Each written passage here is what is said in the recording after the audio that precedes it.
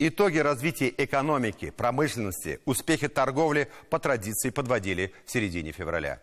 Это время осмысления, глубокого анализа, оценка работы региона в целом, отдельных отраслей, предприятий и районов республики. Эта неделя была особенно насыщенной на мероприятия с приставкой «очень важно», да еще с участием раиса Татарстана Рустама Минниханова. Итоги работы подводили самые ключевые экономические и промышленные ведомства и регионы. Сначала Министерство промышленности и торговли, затем машиностроительная столица Татарстана Набережные Челны, нефтяная Альметьевск. А в конце рабочей недели прошло совместное заседание оперативного штаба по обеспечению социально-экономической стабильности в Республике Татарстан, коллегии Министерства экономики и выездное заседание Комитета Госдумы по экономической политике. Сделать предстоит еще очень многое. Вот только один пример.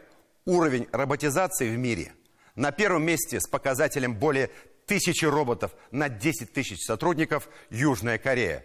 Затем с серьезным отставанием Сингапур, Германия, Япония. Замыкает первую пятерку Китай, который на протяжении последних 10 лет много вкладывал в промышленную робототехнику. И в результате обогнал Швецию, США, Швейцарию, Австрию и целый ряд других развитых экономик мира. Россия имеет скромные 7 роботов на 10 тысяч человек. То есть по сравнению с Южной Кореей мы как неандертальцы в каменном веке. Тимур Бекмурзин о роботах, дефиците кадров, экономике и промышленности.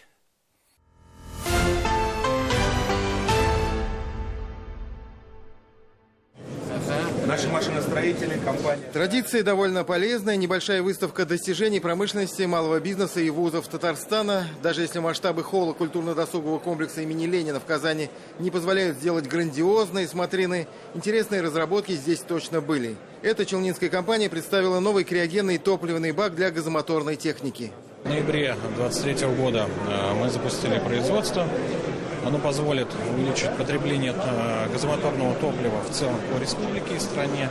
А эта группа компаний занимается производством различных преобразователей частоты.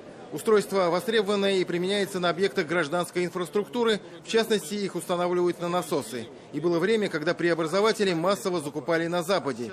Сейчас есть, по сути, два варианта, рассказывает представитель компании Егор Емельянов. Закупать их в Китае или наладить производство с высокой локализацией в России. Скажем, на площадках в Екатеринбурге и в Нижнекамске. 2025 год выйти на локализацию, к 2030 году стать лидером топ-5 российского рынка.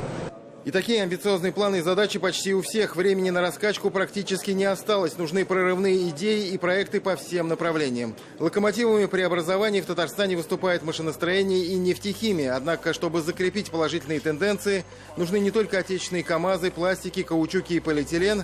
Нужны и свои станки, на которых все это можно сделать. С этим в России и в Татарстане колоссальная проблема, и Министерство промышленности республики озвучивало и приняло этот вызов еще на прошлой коллегии. Первые позитивные результаты появились. Мы разработали свой софт. То есть при ремонте станков, при желании заказчика, мы можем ставить свой, наш татарстанский, российский софт, который не будет зависеть уже от капризов тех поставщиков, которые сегодня оказались в недружественных странах. Поддержка отечественного станкостроения остается приоритетом и на этот, и на последующие годы, доложил министр промышленности Олег Коробченко. Ежегодно в России выпускает станков где-то на 31 миллиард рублей, а нужно в 5 раз больше. Две основные задачи на ближайшую перспективу. Обеспечить пакет заказов от крупных предприятий, он есть, но пока в недостаточных количествах. И второе, сделать так, чтобы наши станки были конкурентоспособными, в том числе по цене.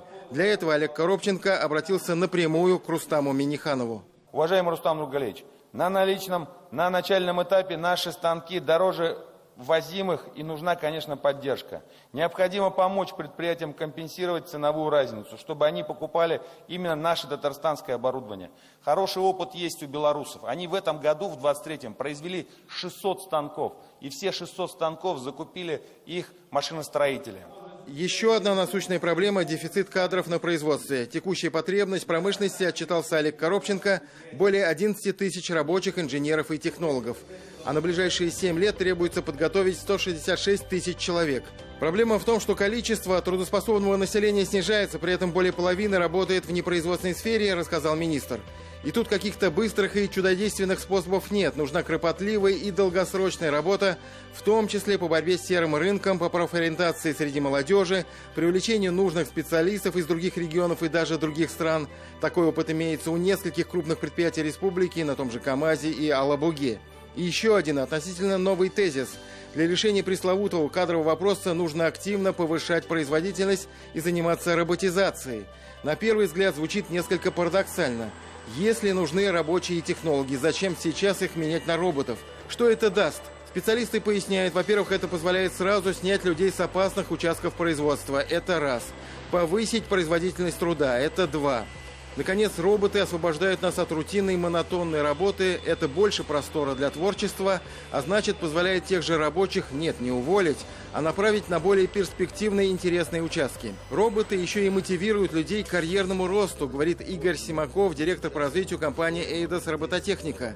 В первую очередь мы бы рекомендовали новым предприятиям это закладывать, так сказать, закладывать возможность роботизации еще на этапе проектирования. То есть с некоторыми предприятиями нашей республики тоже, не буду говорить с какими, да, то есть этот вопрос поднимается, и вопрос достаточно полезный. Мы каждый день будем видеть увеличение этого показателя, потому что сегодня задействована новая система роботизации на заводах машиностроительных, которая сегодня машиностроение растет опережающими темпами и является главным сегодня фактором роста российской экономики. Поэтому в сельском хозяйстве уже вовсю используется. То есть я думаю, что мы очень быстро догоним. Знаете, как-то не верили в российскую экономику, как-то мы, честно говоря, какое-то время расслабились. Но вот сейчас мы видим, что это, в общем, основа российского экономического суверенитета, безопасности российской экономики. Сколько вагонов надо размораживать? Сразу 8 вагонов?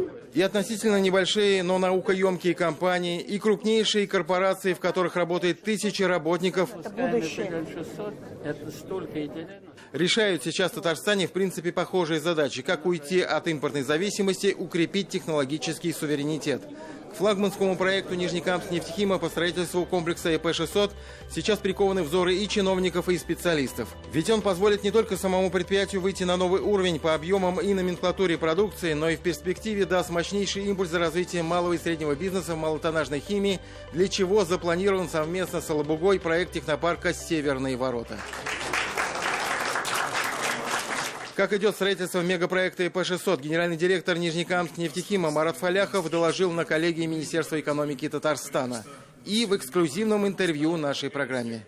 Мы на сегодняшний день ряд объектов, в первую очередь инфраструктурных объектов по энергетике, закончили или продолжаем заканчивать пусконаладочные работы, и некоторые объекты уже введены в эксплуатацию из самого комплекса ИП-600.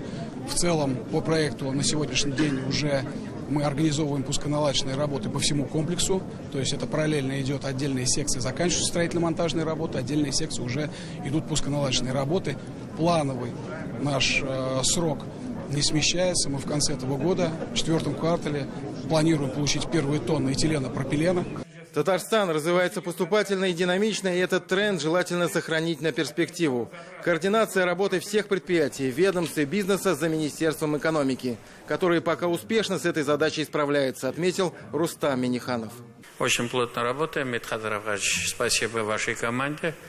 Вы сумели выстроить вот такую работу созидательно, как внутри, с нашими коллегами, так и, значит, очень плотно идет работа с нашими федеральными партнерами. Тимур Бекмурзин и Роман Безменов. 7 дней.